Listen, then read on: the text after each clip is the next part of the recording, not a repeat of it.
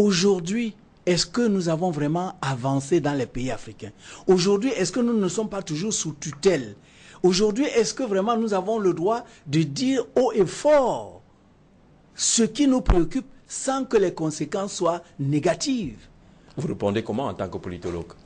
Mais ça, c'est la vérité. Moi qui suis devant vous, Jean-Jacques Zé, est-ce que vous savez que au niveau le plus élevé de la République, on a dit au chef de l'État que j'étais sous chaise roulante, que je ne marche pas, que je suis quelqu'un qui est fini, qui est seulement dans la maison. Alors pour s'y aller peut-être à ce chef de l'État là, que cette émission se passe debout, il n'y a pas de siège ici pour affirmer que vous n'êtes pas. Et je vous assure que ce n'est pas quelque chose qui est vieux. Hein. Il y a peut-être 2 mois.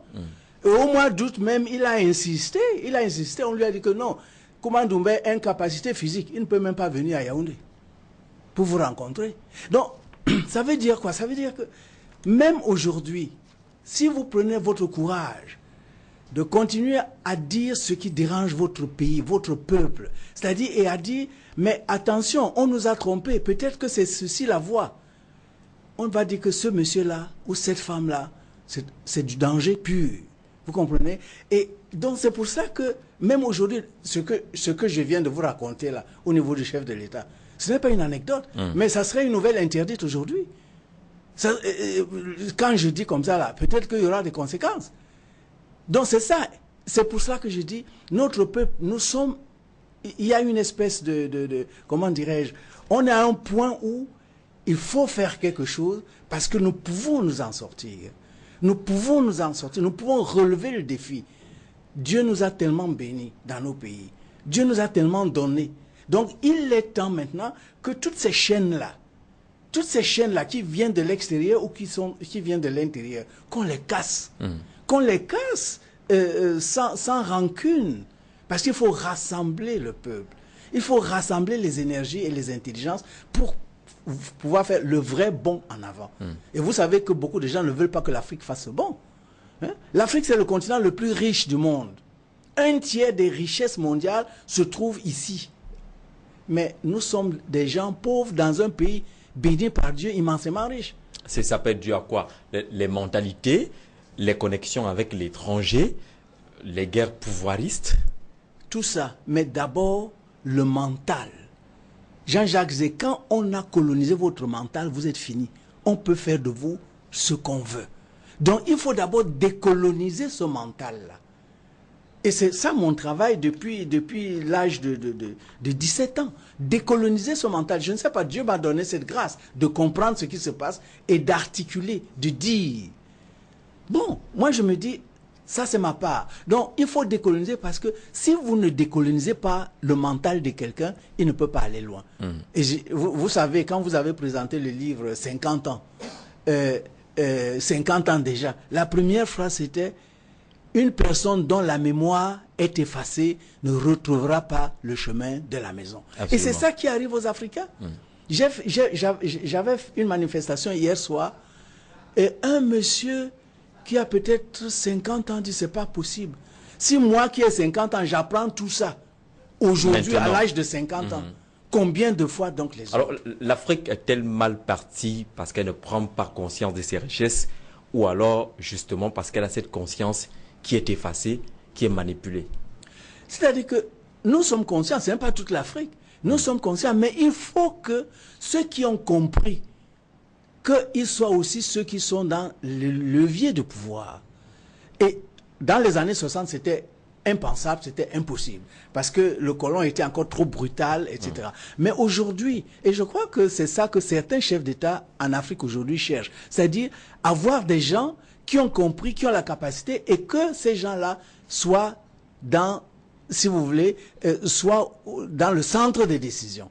Donc moi je crois que c'est ça, et la jeunesse d'aujourd'hui, moi je crois en la jeunesse, et vous voyez, j'ai écrit ça, j'avais quel âge? J'avais 25 ans, 26 ans, quand j'écrivais ce livre-là. Donc je pense que la jeunesse d'aujourd'hui, on dit le fer de lance, mais attention, si c'est une jeunesse déviée, si c'est une jeunesse dont le cerveau a été dévié, c'est une jeunesse dangereuse. Mais c'est une jeunesse qui a beaucoup de courage, qui a beaucoup de foi. Donc il faut donner à la jeunesse les éléments qu'il lui faut, la jeunesse africaine, camerounaise, pour pouvoir bondir. Lorsqu'on regarde un peu la prise en considération de la jeunesse africaine, camerounaise aujourd'hui? Est-ce qu'on est en train d'évoluer vers ces armes-là, ces moyens qu'on est censé donner à la jeunesse? Oui et non.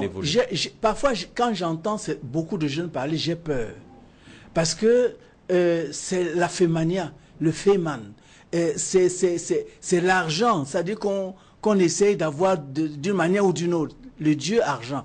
Et puis, ce n'est plus, c'est-à-dire le travail consciencieux qui est célébré. Mais je pense que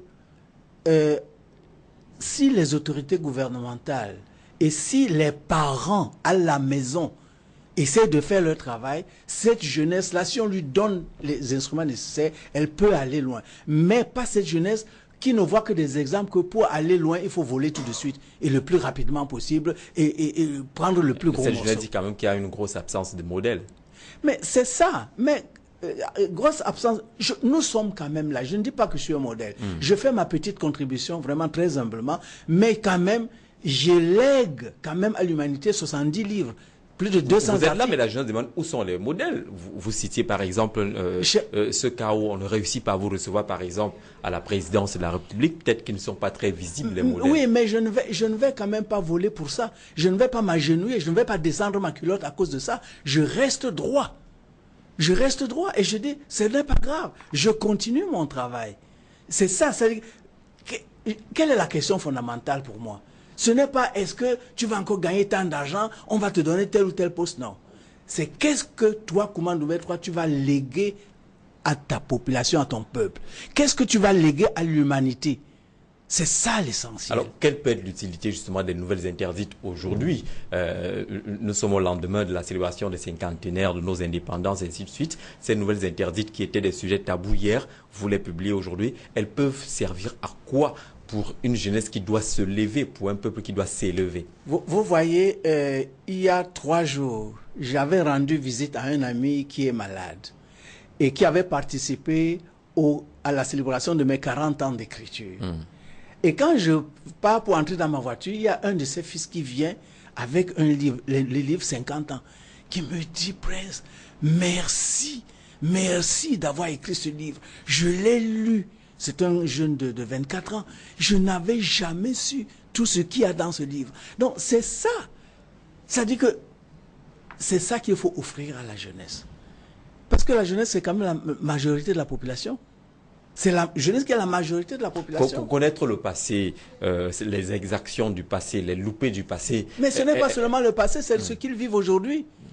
C'est ce qu'ils vivent aujourd'hui. Quand on vous interpelle, la police vous interpelle, bon, heureusement que c'est en train de changer, de changer, mais l'humiliation là, en route, avec les taxis, bon, c'est en train de changer, mais ce n'est pas hier.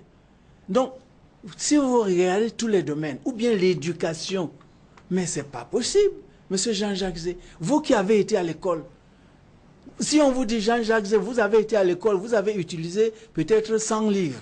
Combien de livres écrits par des Africains est-ce que vous avez utilisé? Vous allez être embarrassé. Absolument. Parce que les livres que vous avez, sur les 100, il y a peut-être 90, c'est les Blancs qui ont écrit. Et Jean-Jacques Zé est au Cameroun et veut travailler pour le Cameroun. Il connaît l'histoire de la Russie. Il connaît l'histoire de la Russie. C'est l'actualité d'aujourd'hui. Et vous savez, j'ai toujours dit ceci.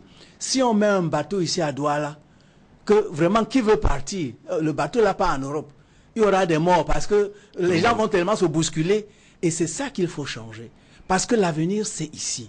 L'avenir, c'est l'Afrique. Ce n'est pas de la propagande. Mais c'est beau ici. Vous avez le soleil tous les jours, les fleurs qui vous sourient tous les jours. Vous avez un sous-sol généreux, un sol où tu jettes seulement un peu, là ça pousse. Mais la jeunesse dit aujourd'hui que vous, les gens de votre âge par exemple, ont fermé toutes les portes, ils ont bloqué l'information, ils n'ont pas offert la possibilité justement à cette jeunesse de découvrir la générosité. Oui, il faut bien comprendre que, et c'est ça que j'ai dit justement dans ces nouvelles, pas comme essai, mais pour essayer de voir cette génération d'aujourd'hui, c'est-à-dire la nôtre, là, qui a été aux affaires, pour ainsi dire. Mais un ministre m'a dit dernièrement, au Ngondola, un ancien ministre, il me dit vraiment, Kouma Ndoumbe, on ne sait même plus l'esclave de qui on est quand on est au gouvernement.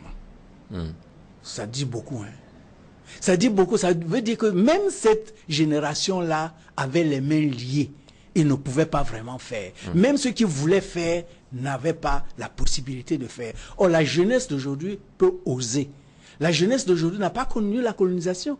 Elle a connu le néocolonialisme. Mais la jeunesse d'aujourd'hui, en lui ouvrant les yeux, en lui disant, voilà les richesses que Dieu t'a données. Vous avez le devoir et la possibilité d'utiliser pour vous. Il ne faut pas que les autres viennent prendre chez vous et vous restez dans la misère. Et cette jeunesse, elle peut faire ça. Mais il faut lui donner les éléments scientifiques. Il faut lui donner les éléments, c'est-à-dire où ce qu'il voit, c'est du solide. C'est ça qui va leur permettre vraiment de s'élever et de faire de l'Afrique un petit paradis. C'est possible. C'est possible. Et vous allez voir que quand on va y arriver, ce sont les autres qui vont venir avec des bateaux pour dire, pardon, on veut entrer. On va entrer. On veut entrer chez vous. Il y a déjà un film comme ça, hein? Africa Paradis. Il y a déjà un film comme ça. De plus en plus, les Américains viennent vers l'Afrique pour reconnaître leur terre. Mais je dis à notre jeunesse, vous avez un beau pays. Un beau pays, mais vous devez travailler pour le changer, pour le transformer, pour que les biens que Dieu vous a donnés, que ce soit pour vous. N'allez pas ailleurs, les autres vous envient plutôt. En appliquant cela au contexte politique multipartiste démocratique aujourd'hui, on a quand même l'impression qu'il y a plus de division, plus de batailles qu'une mobilisation conquérante. Mais c'est un processus normal. Hein? On sort de la nuit du parti unique et encore un parti unique qui est là pour servir le pays. La Chine, hein, la Chine n'a qu'un parti unique. Le parti communiste. Oui. Mais c'est un parti qui est là pour la Chine. Chez nous, on a créé des partis uniques parce qu'on voulait s'assurer que l'étranger va tout dominer et va prendre comme il veut.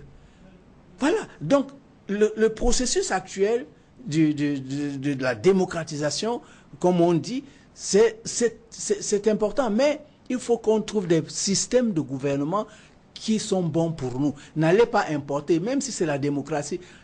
Est-ce que c'est ça qui est bon pour nous? Je ne sais pas. Mais nous avons du génie. Nous avons des gens brillants au Cameroun et dans beaucoup de pays africains qui peuvent nous inventer des systèmes de cohésion sociale avec des contre-pouvoirs. Presque Mandoué 3, chaque fois qu'on vous reçoit ici, le temps passe tellement vite qu'on ne se rend pas compte. C'est toujours intéressant d'échanger avec vous. Les nouvelles interdites sont déjà disponibles à Afrique. Les nouvelles interdites sont disponibles déjà dans toutes les librairies du Cameroun, même à Paris, même les librairies tout autour de la Sorbonne ont les nouvelles interdites. On dira qu'elles ne sont pas interdites aujourd'hui, c'est le livre qui s'appelle comme ça. Voilà. On peut les parcourir pour découvrir justement ce qui s'est passé. J'invite notre ministre de la Culture de lire ce livre. Et des arts. On a bien fait d'ajouter et des arts. Culture et des arts. Parce que et les ministres chargés de l'éducation. Ça, c'est un livre, j'espère qu'il sera dans un programme ici au Cameroun. Parce que mes livres sont dans les programmes scolaires dans d'autres pays, mais pas encore au Cameroun. Voilà, faites un tour à la Fondation Afrique à venir à Bonabéry pour découvrir justement l'immensité de vos œuvres. On vous dit merci d'être venu sur le plateau d'Un jour un événement. C'est moi qui vous remercie et bonne chance à tous les téléspectateurs et aux téléspectatrices. Et surtout, bonne fête de Noël. Joyeux Noël. Joyeux Noël, qui lisent ce livre pendant les fêtes de Noël. Joyeux Noël. Voilà, on se donne donc rendez-vous demain, 11h, pour une autre édition de Un jour, un événement, avec certainement un autre invité. Immensément, c'était le plaisir, le nôtre, de vous avoir nombreux comme téléspectateurs ce matin. Passez une merveilleuse journée.